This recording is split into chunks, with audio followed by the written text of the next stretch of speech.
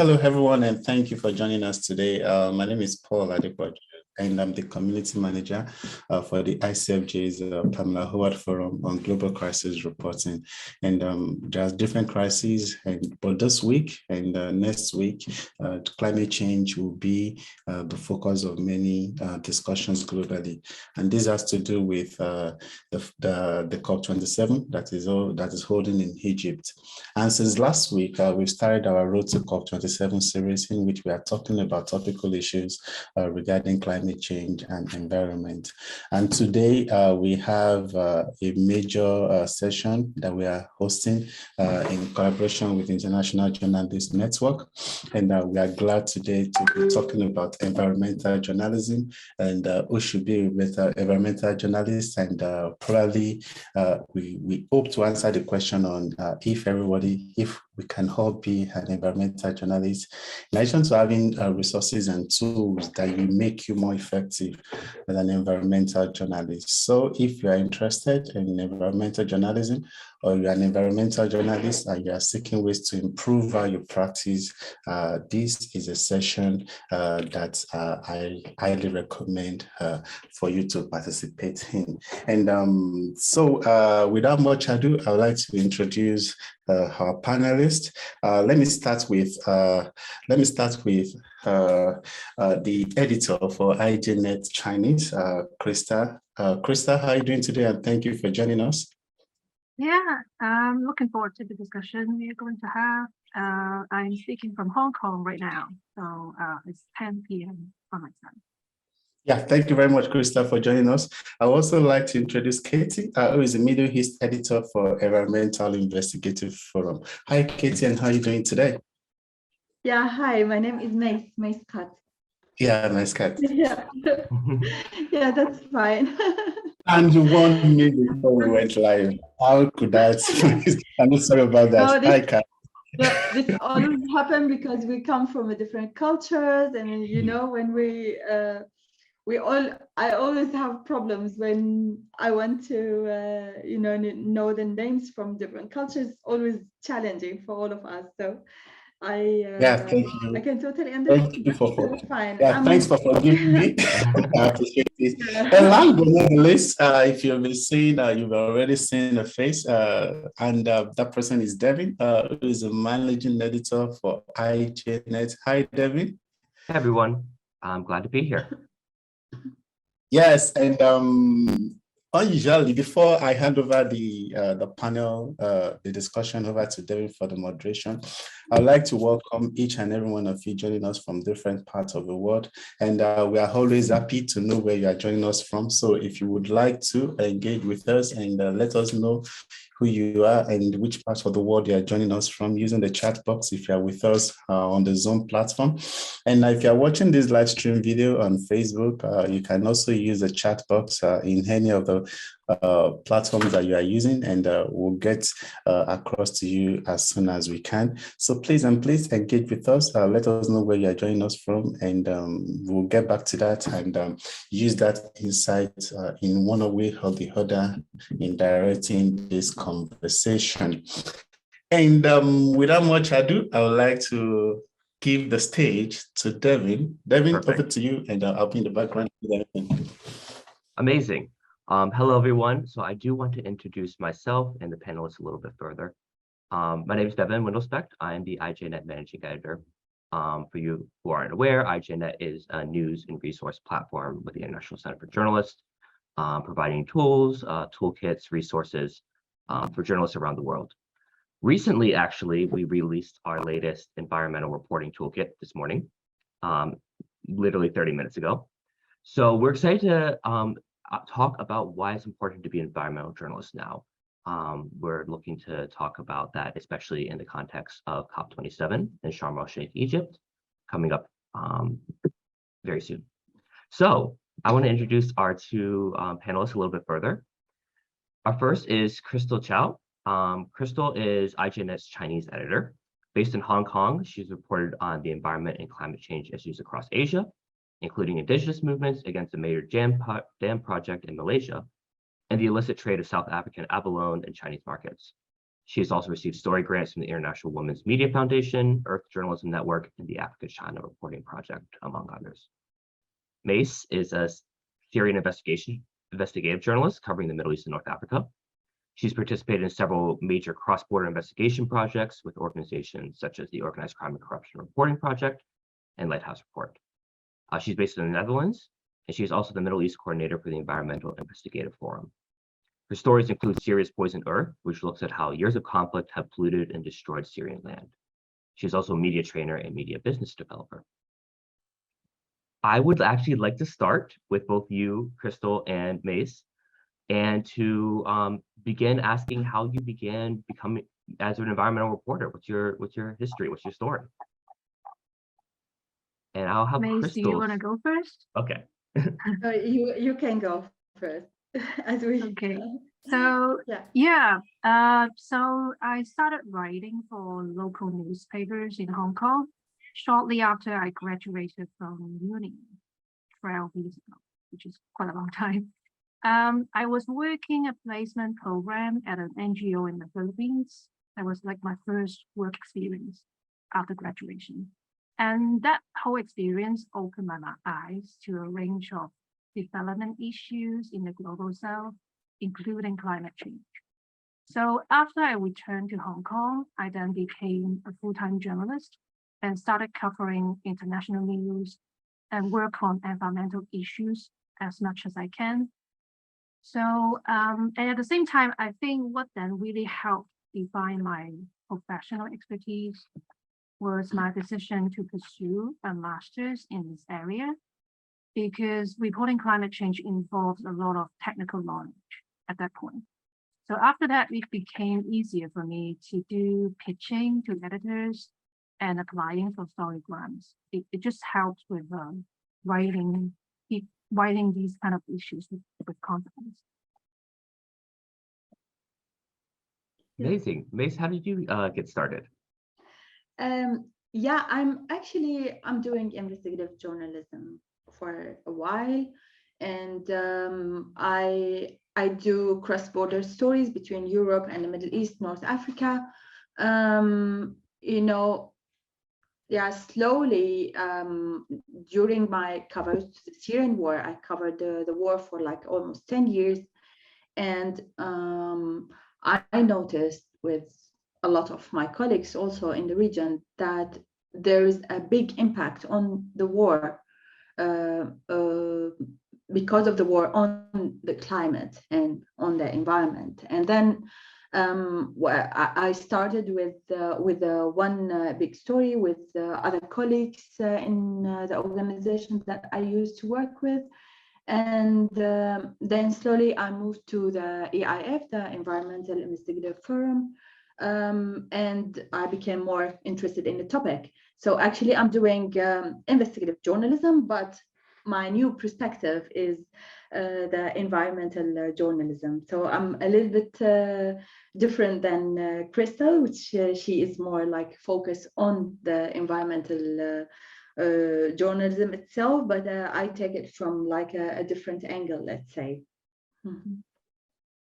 Amazing. Well, I think to start off, one of the first questions I would like to ask to Crystal and Mace, what is, of your one of your favorite stories you've reported on regarding the environment recently? It's really hard to pick from all the stories I've worked on, but but I think I would pick a story I work on in the Malaysian Borneo, like the story you just mentioned, because back then I was still a junior reporter, and that issue was complex to me, and it involved a lot of ground reporting that I wasn't familiar with. But I think that experience kind of opened a lot of windows for me, and it gave me the confidence in pursuing this kind of like shoelace reporting in the region. So yeah, so I'll probably pick that. But I would say like every stories I've worked on are like my babies. Yeah, Yeah. Yeah, for me, the last story I worked in, I published in this year was about the impact of the Syrian war on the Syrian soil. And that was a story I worked on with my colleague Lujain El Haj Youssef that we used to work together. And then we came up with this idea, and we did also work with other correspondents inside Syria. And at that story, we focused a lot on the fact that all the parties that involved and the militias and that they involved in the Syrian war, they influenced the environment and the soil in a very bad way. And I think, and we will maybe talk about this even more later, that the thing that a lot of people wanted to read that story inside Syria, while usually they don't really care about the environment because it's not their priority, but because it was really connected to their daily life needed and what they want, what they need, that's why it was more like the readers, they were much more, and the attention that we got was much more than we expected. So this also maybe we will talk about later. Perfect. Well, Crystal and Mace, you report in very different regions. Crystal, you report mainly in Asia, and Mace, you report mainly in the Middle East. The biggest story coming up in the next week or two is going to be COP27. Following up on Glasgow last year, where there was a lot of pledges of reducing emissions and better caretaking of the environment from governments. However, in the last year, a lot of those pledges haven't necessarily been followed through. What do you see your role as an environmental journalist in the context of COP coming up, COP27, and the constant struggle to have governments and society react to your reporting? Yeah, maybe I'll go first Okay. by saying it actually makes our work all the more important because we need to inform our audience and inspire action among them. I think in the past we were very used to the idea that journalists shouldn't take side or make a stand on a lot of things, but I think we should know that when it comes to the climate crisis, there's just one side to take. I'm not saying we should just go and become activists ourselves, but I think we should be reporting the issue through the lens of justice. I think we should highlight its impact, highlight what has not been done, and showcase some of the potential solutions and make our stories relatable to people. So, which is echoing what Mace just said.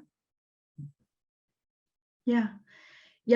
For me, with the EIF, with the Environmental Investigative Journalism Forum, what we are trying to do is supporting the journalists and providing them with information if they need that, and giving them the possibility to work in a flexible way. And when, especially in the Middle East, a lot of journalists,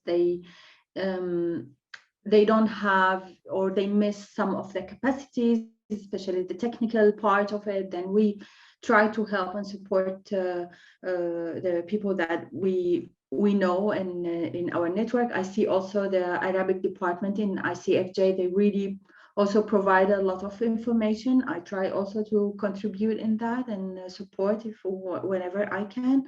Today, ICFJ in Arabic also, they have the same panel, which is really, really great. It's a great opportunity for the Middle Eastern and North African journalists. So this is what we are trying to do. And this is like a kind like of an occasion that we want to take an advantage of to push towards what we want to say and to highlight it more and more.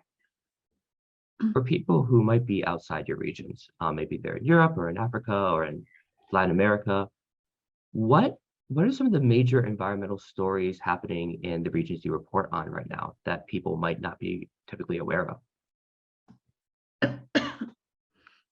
So Asia is huge and very diverse.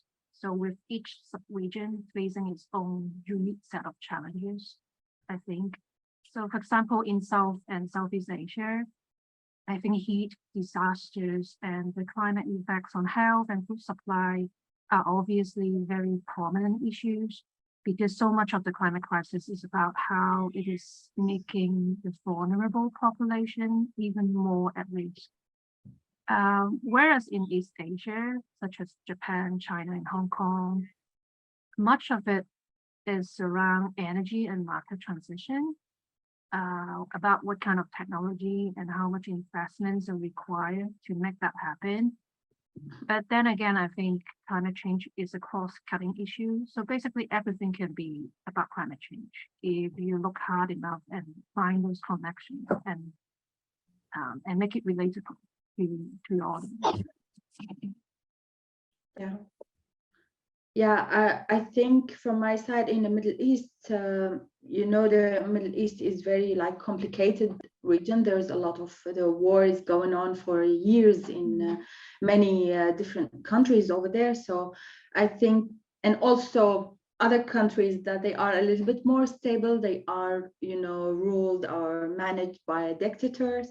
So that's why I really think that the impact of the war and the impact of the conflicts on the environment is the main aspect, and the big connection between the corruption and the environmental crimes is also very important in our region. When we are talking about you know, dealing with the oil, desertification, deforestation and water and air pollution, war and corruption seems to be like a very big part of the aspect.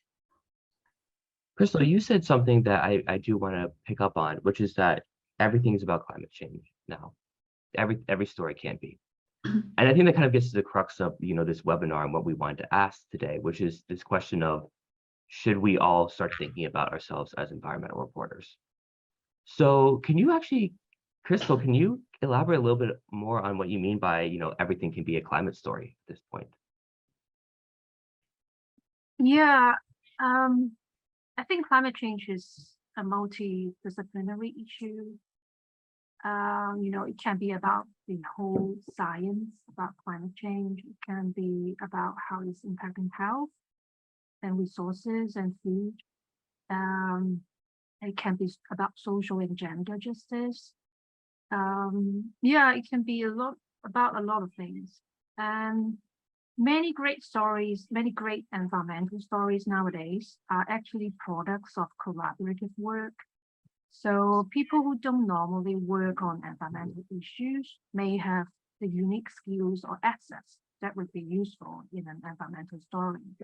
So for example, you know, a business reporter or just a business professional who knows how the capital markets work or have experience with forensic accounting would be very helpful in an environmental investigative story.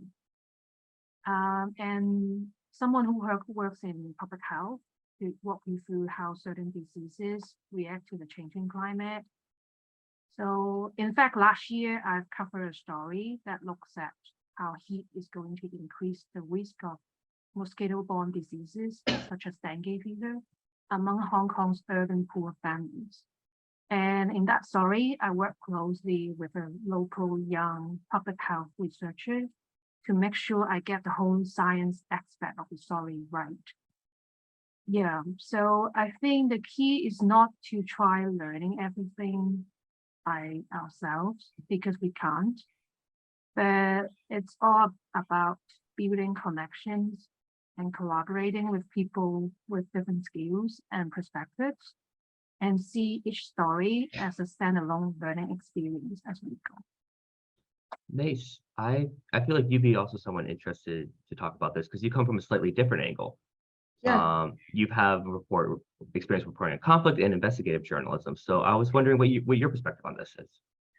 Yeah, I also think that, you know, a few years ago, in the Middle East, when we wanted to go to the editors and talk to them about climate change, then they would say, yeah, this is like a very luxury topic for us. Who would read this in the Middle East? Nobody is interested, because people are starving, people are dying every day, they are going to the jail and coming out, and but like everybody is under trauma, and you want to talk about climate change, then you feel, okay, am I like a silly journalist now and raising like an important topic or what?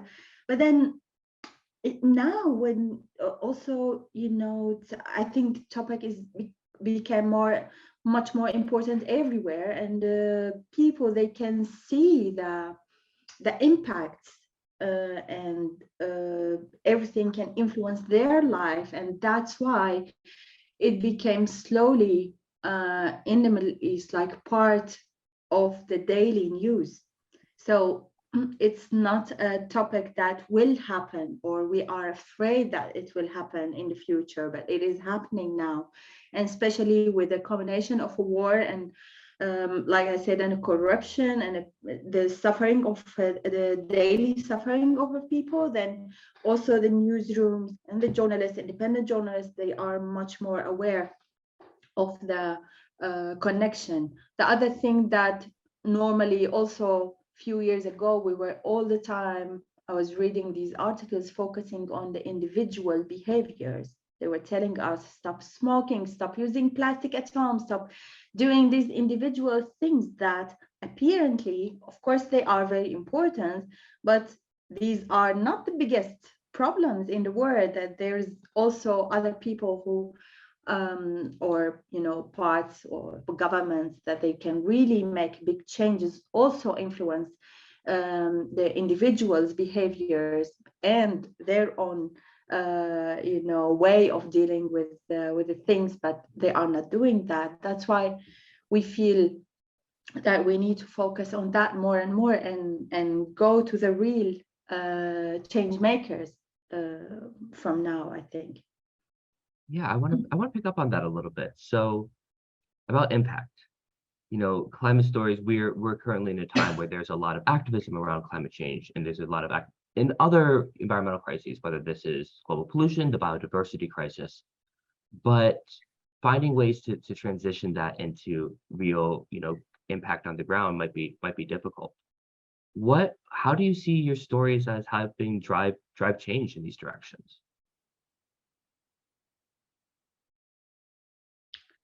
I can see, not in my story, in Syria, it's very hard to make an impact because nobody is listening to you, but probably in the Middle East, it's more like you work for a long-term change, not like a direct change. At least you raise the topic, and even the international, decision makers can see what's going on.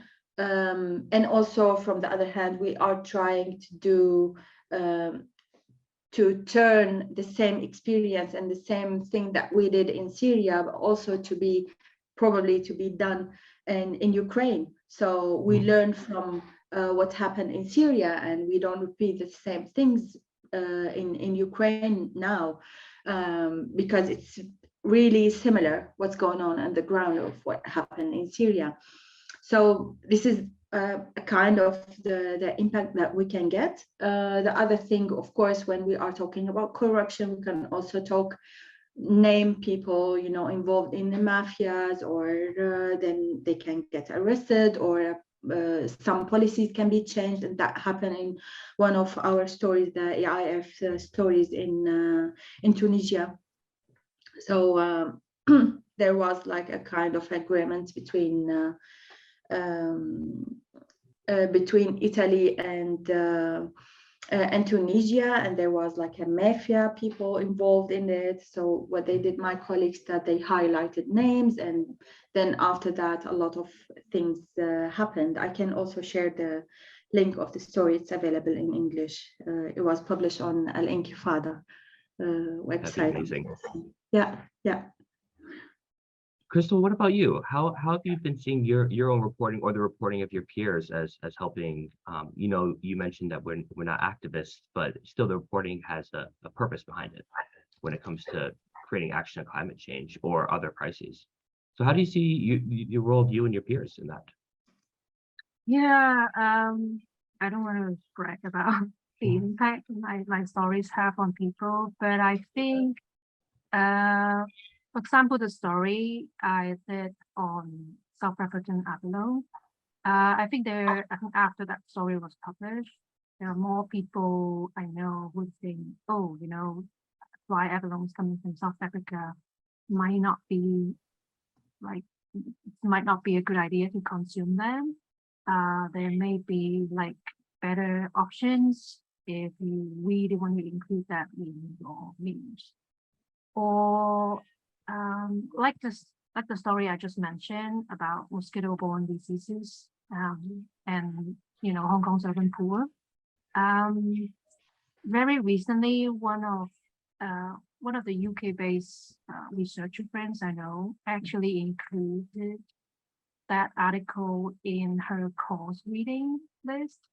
So because she's teaching a course in environmental humanities, so she actually included that article into the required reading list. So yeah, so I was really honored to be part of this syllabus. But yeah, I think sometimes it takes time to really feel or get the sense of how much impact the stories bring to people. And I try not to think too much about it. I just have a sense of, how the story might be relevant and important to my general audience and work hard on it. Amazing. Switching gears a little bit on this, but it's still a very important topic. We recently actually been seeing a lot more threats and difficulties facing environmental journalists around the world. The most notable, though not exclusive, case is the case of Dom Phillips in the Amazon recently, who was killed in part for reporting on indigenous environmental defenders in the Amazon in Brazil. This has also happened around the world. It's happened in India, it's happened in Colombia. Not just with the physical safety, but what are some of the challenges that environmental journalists are facing now? Challenges to getting the story out there, challenges to reporting, even physical challenges to their safety in your regions. Yeah, so Mace, do you want to go first? Just go on. Go ahead. Yeah, I just wanted to mention that, as I said, the Middle East region in general is a complex region, and it suffers for wars and military conflicts for a very long time. Therefore, also, like much of the environmental journalistic work appears to be related to military conflicts, and journalists in the region are already exposed and to many risks, and working in the field of environmental journalists or reporting environmental violations is no less danger than the other traditional journalism that they are trying to do in the region. When we want to talk about any of the crimes committed related to the environment in the region, then it's always the armed actors are part of it. The corruption can be part of it, and then that's why the journalists, they end up like, whenever they want to try to report something or to tell a story, then they found themselves like confronting someone of these dangerous people or making them angry, which you don't want to have in your life at all. But at the end, this is the situation, and we are trying on a topic like the environmental journalism. We have to take care of each other and support each other, and regarding their the safety of the journalists on the ground, especially. Yeah, so for me, I report a lot from Southeast Asia, where environmental journalists regularly face this sort of risk. Because very often their stories expose government wrongdoings and corruption, and the stories hold people to account. I think the organization Global Witness has documented a lot of such cases in the Philippines and Myanmar, for example. But, personally, I'm of course speaking from a privileged position as I'm based in Hong Kong, where it is still relatively safe for journalists to operate, although increasingly less so these days. But but I echo with what May said about communications and working with teams. I always believe in working in teams where we provide support and safety checks for one another, and then come up with backup plans and solutions together. If you work alone, you sometimes cannot assess the risk level accurately because, nobody's giving you second opinion. But if you do work alone, I think it's also important to remember that you shouldn't be afraid to reach out and ask for advice. I think there are a lot of support and resources you can get online and offline,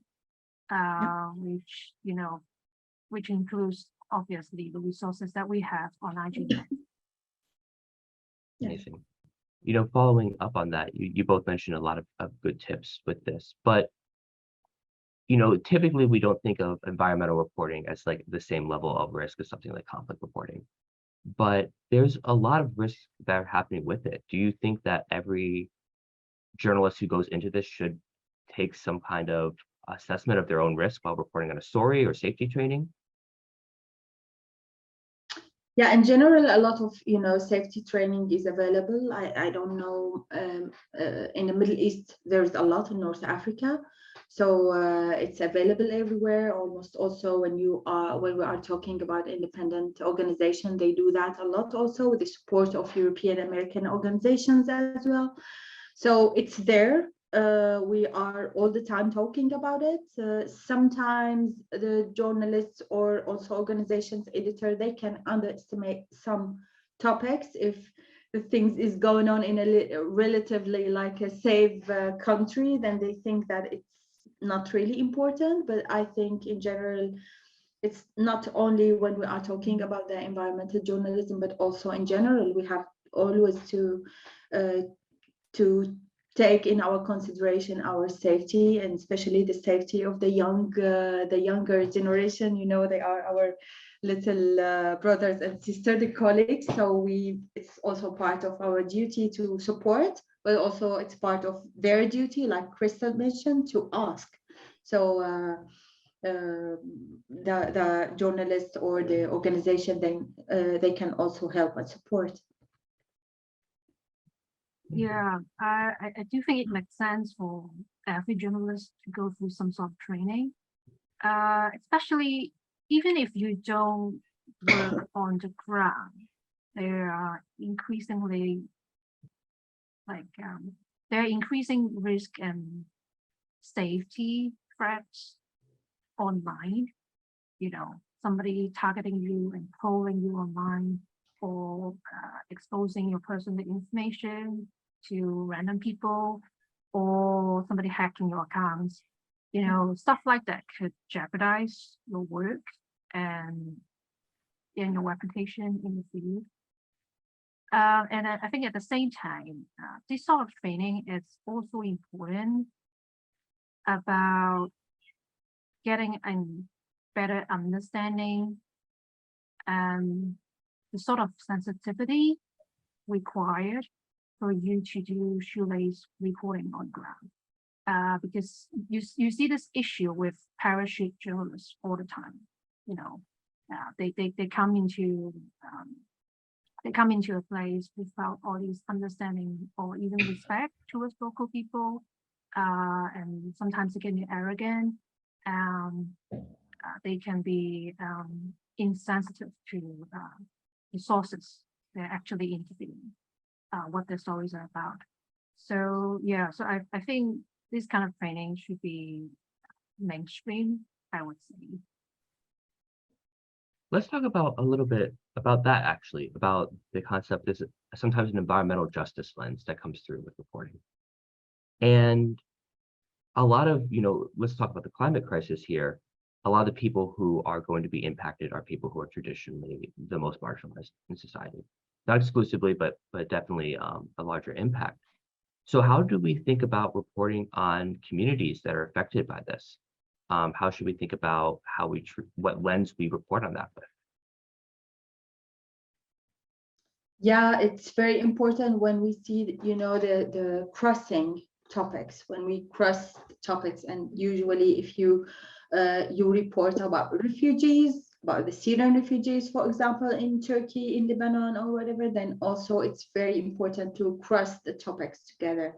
When you are doing like a gender, a balance, and you focus on gender, or you focus on women's rights, then it's also very important to see if you are interested also in the environmental journalism, it's also good to see that from that perspective. So you try to merge two big topics into like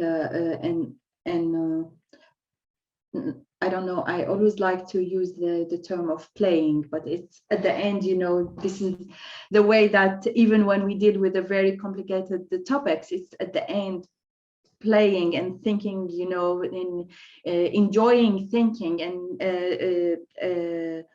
try to deal with the things in while we are playing with the topics and doing things together. This is, I think, the way that we can get the final beautiful, also impressive, effective stories. So I really think that merging the topics together and looking at the things from a different perspective is very important for us. Thank you. Yeah, so I've done a story a few years ago on how disasters and its impact on local communities driving sex trafficking in central Philippines. So basically the idea was that, how disaster leaving people temporarily homeless and vulnerable to predators. People who are involved in this kind of underground economy. And usually in these cases, like underage girls or children are usually particularly vulnerable to this kind of risk. But when I was doing the story and interviewing these sex trafficking survivors, I was very mindful of the fact that we shouldn't be victimizing them in any way or implying there's a moral stance on things like this, because I knew that there's this whole two school of thoughts around prostitution and gender autonomy. So yeah, so basically in that story I try to be as sensitive and staying close to the context as possible, because sometimes the interconnected nature of climate stories makes it harder to convey a black and white issues. Like nothing is actually black and white, but it's even less so in these kind of stories. So yeah, I think it's important to be always mindful of local context and respect people when they tell you their stories. And then in that Adam story in South Africa, I actually spoke to some local poachers who was involved in, poaching South African abalone off their coast. But I also was very mindful of the fact that they were driven to this kind of life due to poverty and lack of equal economic opportunities. So yeah, so in a similar vein, I try very hard not to cast them in a negative light, because it's very important for the readers to understand how complicated it was to try to stop this. So yeah, so I hope this is helpful to anyone who is listening. I think having that kind of respect and awareness that you don't know everything is important in our line of work. Amazing. Well, switching gears again, And I'm actually going to put this in the message box here. We are releasing our toolkit on environmental reporting. And there might be a lot of people listening to this webinar who are interested in environmental reporting or at early stages of their careers, or they're long-term journalists who have reported in other fields but are making the switch to reporting on the environment or incorporating the environment into their stories. What tips and advice would you have for especially young journalists or early career journalists who are interested in reporting on climate change, the environment, the biodiversity crisis, and all these other challenges facing us now? Yeah, for me, I think the most important thing is to increase your knowledge about the topic. It's very important because this is one of the very important topics that your knowledge can really influence the level of your story. Even like we're doing the news, but we need to understand politics when we do news. If we do like anything related to the economic, it's also important. And in this topic, in the environmental topics, there's a lot of researchers, a lot of news going on, a lot of events happening. So we need to increase our knowledge about the topic before we start doing anything related to that. And the other thing that it's very important always to remember that we are storytellers. So we are not doing researches and give like the rough information to people. We need to make people understand what we are writing about and touching their minds and hearts and their feelings. Then in this way we can do the reach the impact that we want or we hope to happen somehow. And I think also in my region, in the Middle East, North Africa, it's very important to improve also the skills that we don't really get in our universities, the technical skills, when we learn how to get some satellite images, or how the way that we can deal with the data, or we do cross-media things, or train ourselves and get the knowledge on a different kind of like not the topics, but the way that we present our topics, like a podcast or writing articles or photojournalism, storytelling. These kind of things we miss in our region, and we don't really get this education in our university. That's why it's our duty to search and find the proper trainings. And here I advise everybody to follow ICFJ, because the Pamela Howard, especially, like they really provide a lot of good trainings and helping the journalists to achieve a better reporting and stories. Yeah. Thank you. Yeah, I'm totally with Maze on this one. But to add on what you just said, yeah, try to keep up with trends and developments across the intersections of climate change. And at the same time, try to find something that would make the story relatable to your audience, but avoid sensationalism at all costs. I mean, we are not downplaying the gravity of the climate crisis, of course, but we must be as truthful and accurate as possible when communicating that. Actually, in this day and age, I truly understand sometimes we are tempted to exaggerate things a little bit to get people's attention and clicks, especially for online medias, because we kind of, live on that kind of analytics.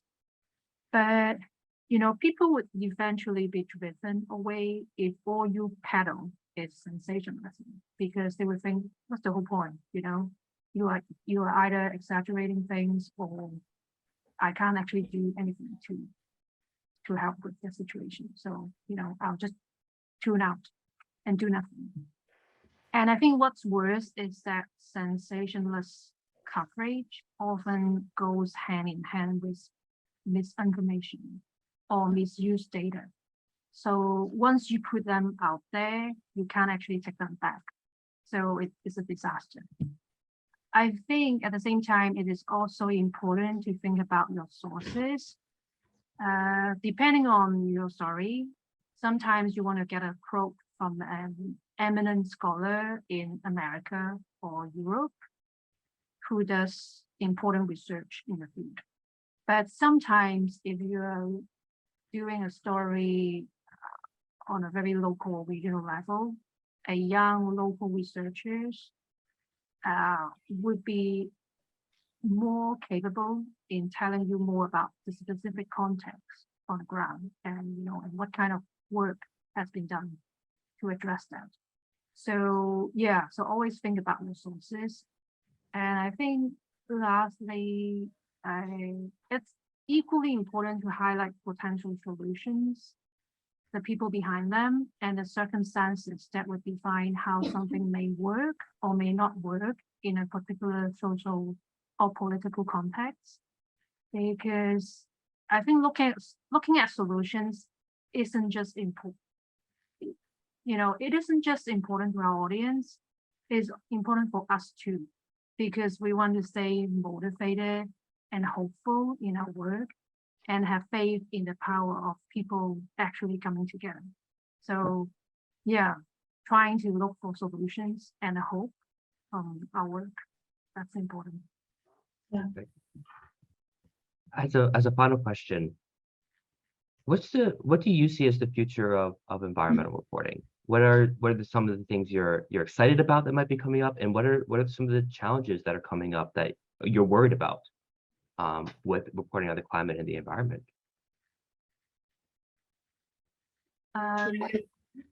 Yeah, go on. Go on. Yeah, I'm with I cannot forget, I'm with a very polite Chinese journalist. It's always, you're very famous. Thank you. It's I think our concern is more like the environment itself, not the future of a journalism itself, but because we are trying. I think in the Middle East, North Africa, there's a lot of encouragement, and there's a lot of projects now going on about, especially related to the investigative journalism from environmental or climate perspective, which is I think it can be useful. It can also make a big changes on a high level, governmental level, which is I think the most important for us in our region. And then also, from the other hand, cross-border stories are very important, because this topic is actually it's very clear that this is the most important cross-border topic that we can all work on together. So if we have that in our mind as an organization, as a newsrooms, and also individual freelancers, then we can absolutely do something about it. Thank you. Yeah, to me, I think sometimes people like to see us as a group of sad folks, doomsayers, but that's not what I feel at all. I actually feel very privileged being an environmental journalist at this time, to be communicating all these important issues to a ever-growing audience. So it's actually very humbling. I see actually more and more interest from editors who used to think environmental reporting is just about waste and pollution and animal and farmlands. I also see more and more people coming from different fields and different places coming together on collaborative reporting projects, or all sorts of projects that are trying to address climate change. I see more and more people working on solutions to address this, even if they are just very small scale to begin with, that will not necessarily deliver that kind of huge impact we expect in the short term. I think the main point is about inspiring action, no matter how small they are, and exchanging these lessons coming from different contexts. And perhaps, who knows, after this webinar, maybe Maze and I, or anyone who's watching right now, can start brainstorming projects together. So yeah, this is an invitation. Perfect. Well, once again, we are opening the environmental reporting toolkit on IJNet. So if anyone listening is also interested in concrete tools, it also has podcasts in it about how to begin reporting on the environment, or tips and advice. Again, I posted in the chat, and you can also find it on ijnet.com. I want to give a big thank you to Crystal and Mace for sitting down and talking about this. I hope it created perhaps some inspiration for some of the people listening, and it definitely did for me, myself, to hear you guys talk. So thank you so much. I will hand it back over to Paul right now. Yeah, thank you very much for that session, for that high opening session. But before you leave, Devin, I think during the discussions, I went through the toolkit, and it was really nice. And I just wanted to speak a little bit to what we have here, and what journalists can really why they need to really use this toolkit essentially. Now,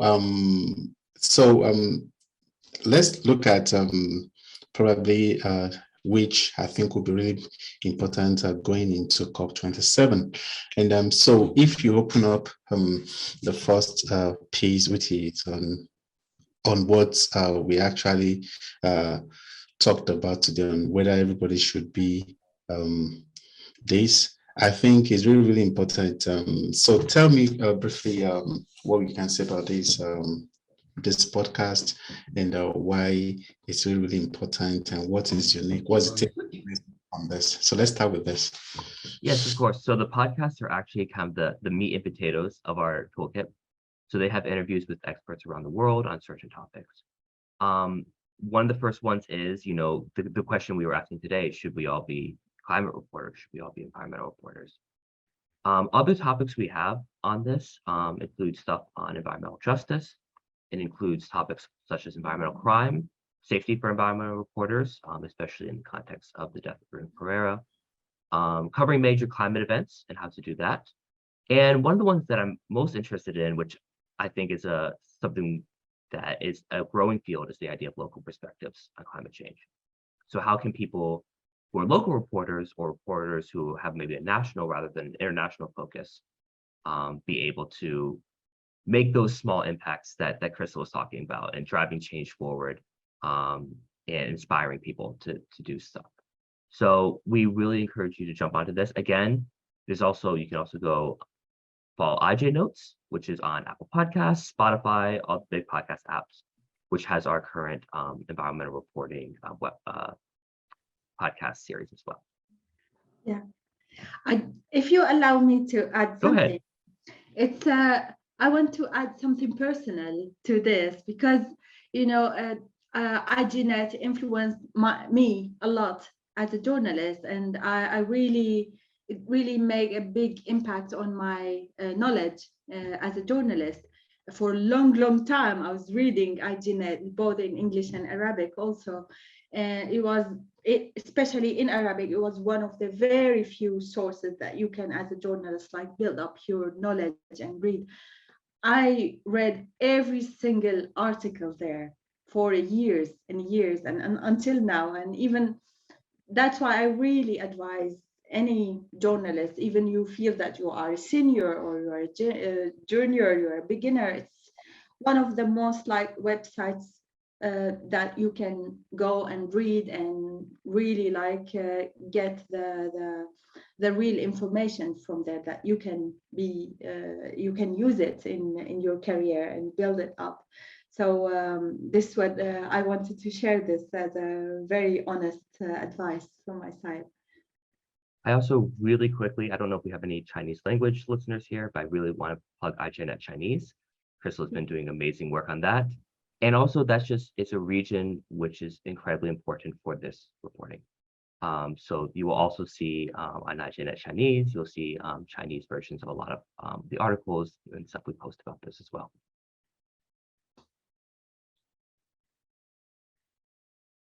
Paul, you're muted right now. Yeah, and I'd already released like 4, 3, or 6 lines already. So thank you very much, Devin. Thank you, thanks, and thank you very much. Our very impressive and talented Crystal, the IGNet Chinese editor. And for everybody on this call, and I cannot recommend IGNet resources enough. So please, not just on climate change, not just on environmental reporting, but on a wide array of issues. And the last part of our series of webinars on COP27 will be held next week, and that will be at COP27 itself. And so last year I was in Glasgow for the in-person experience, and I must say it was really, really stressful considering how extensive the whole event was.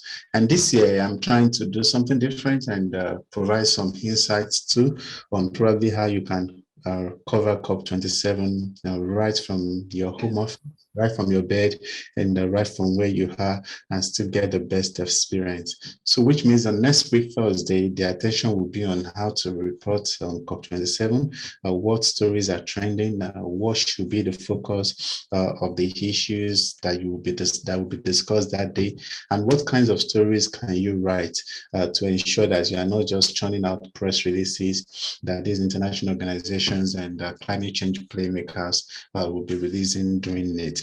But a quick insight into what you need. So for the COP27, most of the resources, if you'll be covering it, because it's going to start in a couple of days, the first thing I will recommend for you to do is just to do a Google search on COP27. You are going to go to this official website, and from there from this website, you can actually see documents. You can even get the calendars. You can see planning schedules on the processes and the meetings that will be taking place.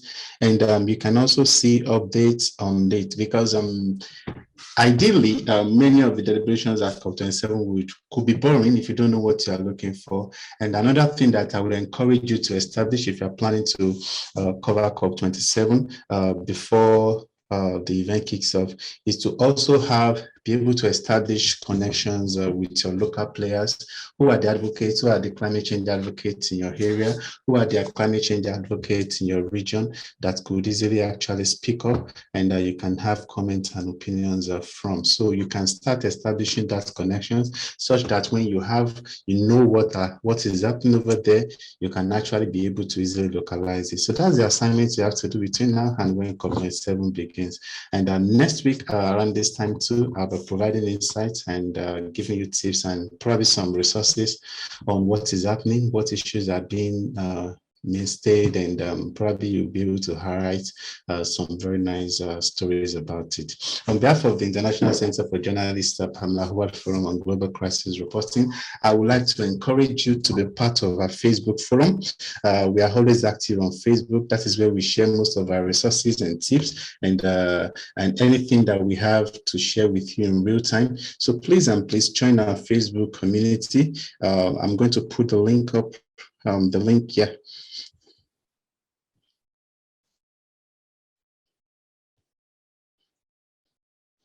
So the link I just put there takes you to the